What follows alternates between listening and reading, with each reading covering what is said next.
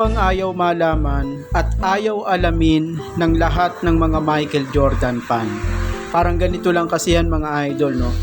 Kapag ang isang karpintero pinagawa mo ng lamesa at nang matapos yung lamesa na pinagawa mo, hindi pantay ang paa o di kaya tiwarik, ang ibig lang pong sabihin nun, ang karpinterong gumawa na yon, hindi yun mahusay o magaling na karpintero.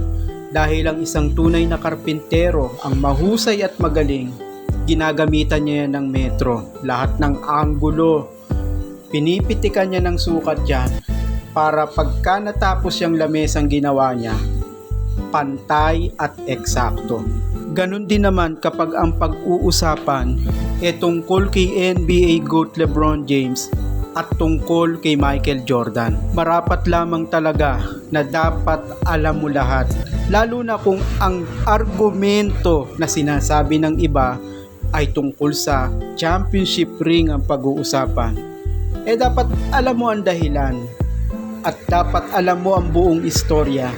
Bakit apat na singsing lang ang NBA GOAT na si LeBron James, na sa kabila ng apat na singsing lang ang NBA GOAT na si LeBron, ay itinuturing talaga ito ng NBA na isang NBA GOAT.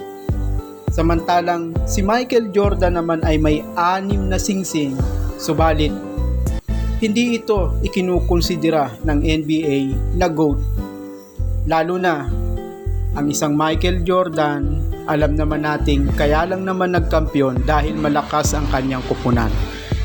Alam naman nating ang isang Michael Jordan, bukod sa malakas ang kanyang kupunan, talaga namang bano ang isang Michael Jordan o pangkal pagdating sa basketball ang pag-uusapan. So pakinggan nyo ito mga idol.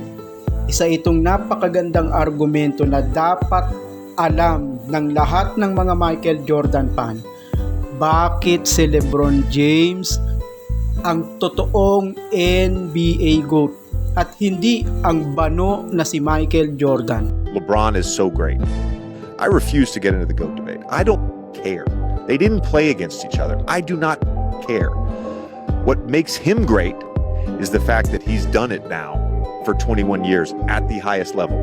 Like, you talk about scoring, that's great. So one guy averaged 35 a year. Yeah, LeBron's never averaged 35 in a year. Guess what? He's averaged 25 or more for 20 straight years. No one's had more than 15 of those years.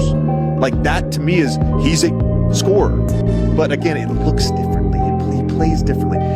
It's all in the eye of the beholder. LeBron is great to me because he's always done it the right way. When I played with LeBron, he was the greatest young leader I've ever seen.